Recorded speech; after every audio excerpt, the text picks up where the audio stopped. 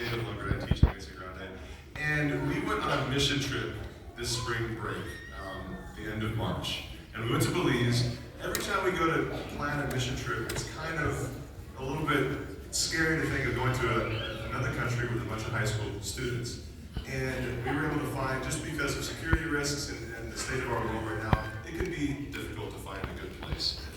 Belize turned out to be an awesome place to take the students. We're going to share with you guys this morning about what we did down there in Belize. So we can kind of flip through the slides here that Ella has put together, and we'll talk about our experiences there. So yes, it is just Zion and I. Everyone else, as you guys can see in the bulletin, they flaked on me. It's okay. I'm here to represent us all, so don't worry. So we flew into Belize City, right at that black dot right there. And then if you could go to the next slide, please. We were actually in the Orange Walk district, in that purple district. So it was about an hour and a half bus drive to Orange Walk, and one of the caretakers picked us up, but Mr. Riddle actually drove everyone around in that bus for the remainder of those 10 days. And if you see Mr. Riddle, I don't think he's here today, which is very rare. So we can talk all about him, and he can't. So I forgot to mention, we did go, like she mentioned, to Orange Walk. And the place that we found, this is called Move Ministries. And what they do there is they train missionaries to go all over the world. And they start in Belize, they train them for 3 months, and then they go out and serve at a mission project in other places, mostly in the Americas, South and Central America, but also to other parts of the world as well. And so they have dormitories there that we can stay in, they have a cafeteria. So it made, for a large group like us, we had about 25 people, it made it possible. You can't just go anywhere without going a month in advance to set up the arrangements for a bunch of kids like that. And so this made it really simple and secure and safe to take these groups of kids there. And it was in Orange Walk next to Carmelita, and Move Ministries where we went. To make along the way at our time and move. So a lot of the outreach that we did within that community was done in the village of Santa Marta.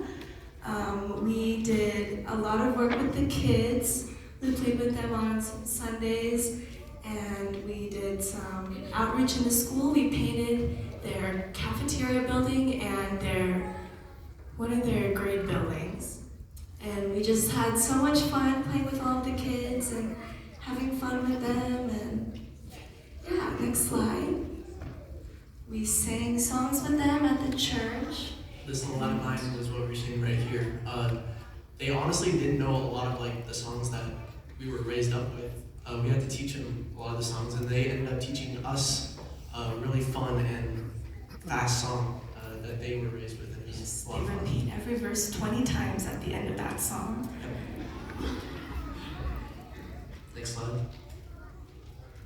That was a little boy named Steven. He spoke really good English because their other language is Creole, which is kind of like a Jamaican accent sounding English.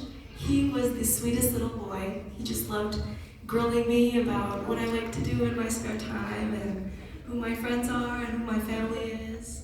Next slide. Oh, Shaw. He was I think our favorite person there at Move Ministries. He was like, if you could be a Belizean or like have an example of a Belizean person, he would be it. He was just the best guy to hang out with. He was all smiles, as you can see. He would get us coconuts every morning. He was a fresh coconuts. Coconut guy. I think he got every one of us, all 25 of us, at least 2 coconuts. Yeah, he has Shaw. He can speak 3 languages: English, Spanish, and Creole, like most Belizeans. And he has a bunch of amazing missionary stories because he's been a missionary for several years in different places. And he had agreed at first, I wanted to take the kids on a night jungle hike. And is that a thing? He said, okay, we can do that as long as you have a good light. Well, why do we need a good light? Well, because the snakes are out at night. And if you have a good light, you can see them. Well, are these dangerous snakes? Well, yeah, they're deadly. But if you have a light, it'll be fine. And then they commenced over the next week or so. We'd have worship every night, and their missionaries in training would come and do worship for us, which was an added benefit on top of us serving. served us and administered to us and our students. And they told us all these stories, mostly around, a lot of them around snakes and snake-like limbs. And so we canceled the night at the jungle. But the last night we were there, he said, hey, this is our last chance, you want to go? And I said, Sean, no, absolutely not. We're not going on a jungle hike. So he's an awesome guy. He caught scorpions and tarantulas and had them on display for the kids. Yeah, our first day that we were there, we were all in like the workshop area, and he caught a scorpion and wrapped a string around its tail and then just hung it right there for all the girls. It was hanging right by Hannah's head. She's in the bulletin. She was supposed to be here. She could tell you her story, but we were painting insecticide on the wood, and he said, oh, is it still alive? And she looked up, and there was the scorpion. Just wriggling around. It was terrifying. Yep. Next slide, please. Is there more photos of the coconuts? Yeah, Shaw, I think it was like our fourth day, he let me climb up the tree. He's like, hey, you want to get some coconuts? I'm like, how do I do that? He's like, just climb the tree. And so that was me climbing the tree right there, and he said, you actually did it the hard way. I have a ladder, that's just what I use. He just wanted to see me struggle, and struggle I did. But it was a lot of fun, it was a good experience. Next slide. Some more photos of the kids. Next slide. Kids were the best thing ever. And then here's the good part, the juicy part, mission work. Next slide.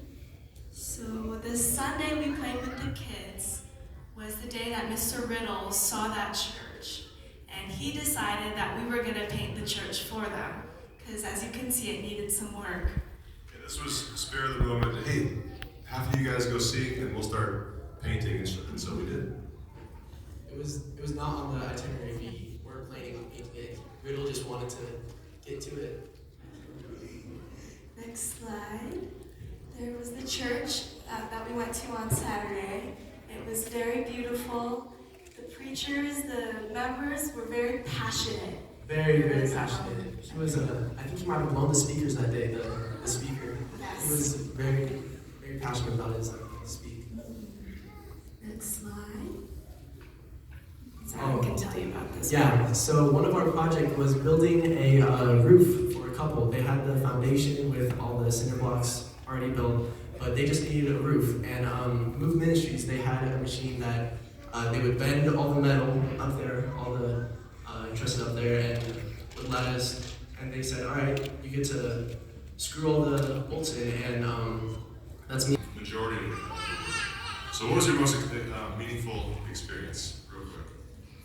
Okay, so for me, it was working with the kids. We had like the play day where we got to just hang out with kids, and there was some struggling families there who had like a lot of family issues, and it was very apparent while we were there. But all the kids were just so happy, and no matter, like they were probably hungry, you know, but they were just so happy to be able to hang out with us and play with us, no matter what was going on. It's like, we are so privileged to the fact that we complain about minuscule things and like, oh, this is the end of the world, when these kids have close to nothing and are the happiest kids on earth. And it just was so like eye-opening for me, because I was able to see my problems are so small compared to theirs, and that with God, I don't need to worry. And just made me very grateful for the things that I have. So I think the most meaningful part for me was listening to all of the students' their testimonies. Every morning someone shared a testimony, and every evening usually someone shared a testimony. And it was just a great way to start and end our days. And it really opened my eyes in how God works in mysterious ways, mysterious and wonderful ways. It just really opened my heart, and I'm just so grateful to be serving a wonderful Creator. All of their stories were just so beautiful. Yeah, give these students a hand for giving up their spring break to go and serve Jesus. Thank you.